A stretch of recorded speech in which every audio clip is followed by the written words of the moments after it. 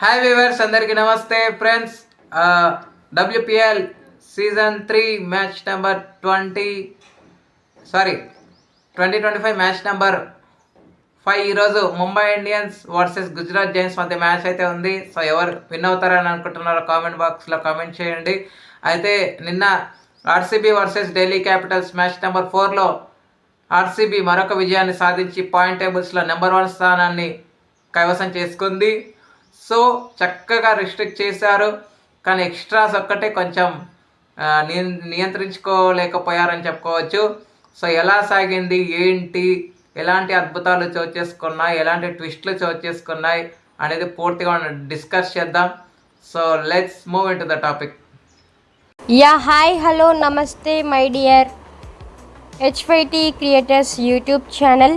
మీకు గనక మా వీడియోస్ నచ్చినట్లయితే లైక్ చేయండి, అలాగే కామెంట్, షేర్ అండ్ సబ్స్క్రైబ్ చేయండి.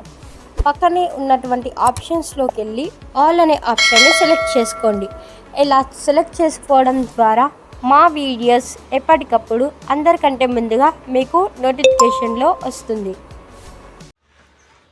సో టాస్ గెలిచి మొదట ఫీల్డింగ్ ఎంచుకున్న మందాన సరైనదే అని నిరూపించింది.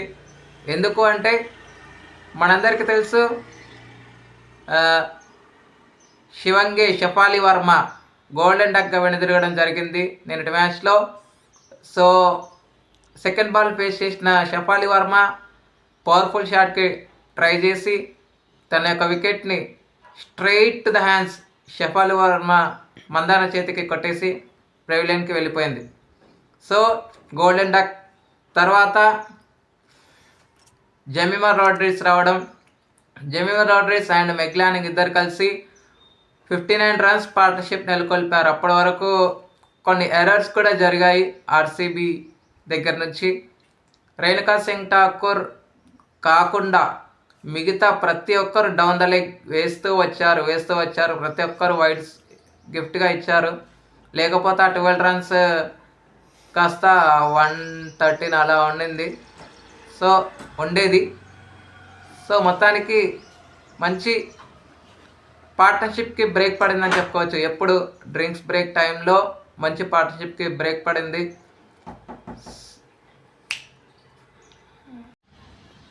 సో డ్రింక్స్ బ్రేక్ తర్వాత స్ట్రాటజీ టైం అవుట్ తీసుకున్నారు. తీసుకున్న తర్వాత 59 రన్స్ పార్ట్నర్షిప్కి బ్రేక్ పడింది. జెమిమా రోడ్రిగ్స్ చక్కగా ఆడుతున్న టైంలో క్యాచ్ అవుట్గా వెనుదిరగడం అయితే జరిగింది. సో తర్వాత వచ్చిన వాళ్ళు వచ్చినట్టుగానే వెళ్ళిపోతూ ఉన్నారు. కాకపోతే కొంత పార్ట్నర్షిప్స్ అయితే క్రియేట్ అయ్యాయి, కానీ బిగ్గా కన్వర్ట్ చేయలేకపోయారు. మెగ్లానింగ్ 17 రన్స్ వేసి అవుట్ అయిన తర్వాత ఎందుకు నిక్కీ ప్రసాద్ని తప్పించారు, ఎందుకు ఎలెక్స్ క్యాప్స్ని తప్పించారు అన్న వార్తలకి చెక్ పెట్టాల్సి వచ్చింది క్వశ్చన్స్కి. ఎందుకంటే నిక్కీ ప్రసాద్ చాలా వికెట్ పైన టైం స్పెండ్ చేసి రన్స్ కాంట్రిబ్యూషన్ చేసేది. విన్నింగ్ కాంబినేషన్ని ఇన్ని చేంజెస్ చేయాల్సిన అవసరం ఇంతకన్నా లేదు, మాట వరుసగా చెప్పాలి అంటే. సో జస్ జోనాసన్ తర్వాత నారజన్ కప్ వాళ్ళకి రీప్లేస్మెంట్గా వచ్చారు. వాళ్ళు వచ్చినా కానీ అంత పెద్దగా కాంట్రిబ్యూషన్ ఇవ్వలేకపోయారని చెప్పుకోవచ్చు. సో నారజన్ కప్ ఎంతో కొంత చేసింది రన్స్, కానీ డబుల్ డిజిట్ స్కోర్ చేసింది, కానీ జస్ జోనాసన్ మాత్రం మాత్రం రన్స్ స్కోర్ చేయలేదని చెప్పుకోవచ్చు. సో అలానా కింగ్ 19 రన్స్ చేయగా నారజన్ కప్ 12 రన్స్ చేస్తే శిఖా పాండే 14 రన్స్ చేసింది. సో పార్ట్నర్షిప్స్ అంటూ ఏం క్రియేట్ అవ్వలేదు, లిటిల్ పార్ట్నర్షిప్సే వచ్చాయి. అయితే జానసన్ కూడా 1 రన్కి అవుట్ అయిన తర్వాత లాస్ట్లో కొంత కాంట్రిబ్యూషన్ ఇచ్చింది రాధా. 5 రన్స్ వేసి నాట్అవుట్గా ఉండడం వల్ల 142కి ఆల్అవుట్ అయితే అవ్వక తప్పలేదు. సో అనంతరం 12 ఎక్స్ట్రాస్ అయితే రావడం జరిగింది. 3 for 23 Renuka Singh Thakur, 3 for 25 Georgia Wareham, 2 for 19 King డాట్. ఆ తర్వాత 2 for 35 ఏక్తా బిష్ స్టార్టింగ్లో చాలా ఎక్స్పెన్సివ్గా ప్రూవ్ అయినా కానీ శృతి మందాన తనకి కాన్ఫిడెన్స్ ఇవ్వడం వల్ల వికెట్స్ అయితే రాబట్టిందని చెప్పుకోవచ్చు. సో అనంతరం లక్ష్య ఛేదనను ఆరంభించిన ఆర్సీబీ మంచి స్టార్ట్ అయితే వచ్చింది. పవర్ ప్లేలోపే 50 మార్క్ని రీచ్ అయ్యారు. 6 ఇన్నింగ్స్ తర్వాత ఆర్సీబీకి మొదటి 50 partnership.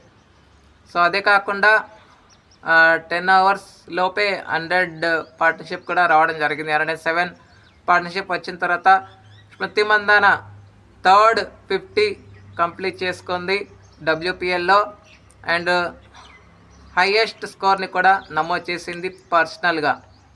So Smriti Mandhana 500 runs complete చేసింది WPLలో. 500 రన్స్ క్రాస్ కూడా అయింది WPLలో. So 81 runs the highest score చేసిన తర్వాత స్కోర్ 133. స్టార్టింగ్లో 107 స్కోర్ ఉన్నప్పుడు డానీ 42 రన్స్ వేసి అవుట్ అయిన తర్వాత 133 స్కోర్ ఉన్నప్పుడు మందాన కూడా అవుట్ అవ్వడం జరిగింది. స్మృతి మందాన క్యాచ్ అవుట్గా వెనుదిరగడం జరిగింది. ఫస్ట్ స్టార్టింగ్లో జమీమా రోడ్రిగ్స్ ఒక క్యాచ్ డ్రాప్ చేసిన తర్వాత డానీ హాఫ్ సెంచరీ చేయలేకపోయింది. మళ్ళీ ఎవరి బ్యాటింగ్లో అయితే క్యాచ్ డ్రాప్ చేసిందో జమీమా అది మరొక మిస్టేక్ చేయకుండా ఏ మాత్రం ఎర్రర్ లేకుండా వికెట్ అయితే కోల్పోవడం జరిగింది. సో లాస్ట్లో రిచా ఘోష్ 11 రన్స్ వేసింది 4 బాల్స్. ఆ తర్వాత ఎలిస్ పెర్రీ చక్కగా స్ట్రైక్ రొటేషన్ చేస్తూ ఎవరైతే అటాకింగ్ బ్యాటర్ ఉంటారో వాళ్ళకి స్ట్రైక్ ఇవ్వడం చాలా మంచి రోల్ పోషించిందని చెప్పుకోవచ్చు. సో ఎక్స్ట్రాస్ 5 మాత్రమే ఇచ్చారు వీళ్ళు. అరుంధతి రెడ్డికి, శిఖా పాండేకి మాత్రమే వికెట్స్ వచ్చాయి ఒక్కొక్కటి. సో 8 వికెట్స్ తేడాతో ఘనమైన విజయాన్ని సాధించి పాయింట్ టేబుల్స్లో మొదటి స్థానంలో ఆర్సీబీ ఉంది. సో ఎన్ఆర్ఆర్ కూడా మేజర్ రోల్ పోషిస్తుంది పోను టోర్నమెంట్స్లో. ఓకే ఫ్రెండ్స్, ఇక player of the match award అయితే 3 for 23 వికెట్స్ తీసినటువంటి స్పెల్ వేసినటువంటి రేణుకా సింగ్ ఠాకూర్కి player of the match award అయితే వారించింది. Thank you friends. ఇలాంటి అప్డేట్స్ కోసం ఛానల్ని సబ్స్క్రైబ్, షేర్, లైక్, కమెంట్ చేయండి. మరొక అప్డేట్తో మీ ముందు ఉంటాను ఫ్రెండ్స్. అంతవరకు సెలవు, నమస్కారం.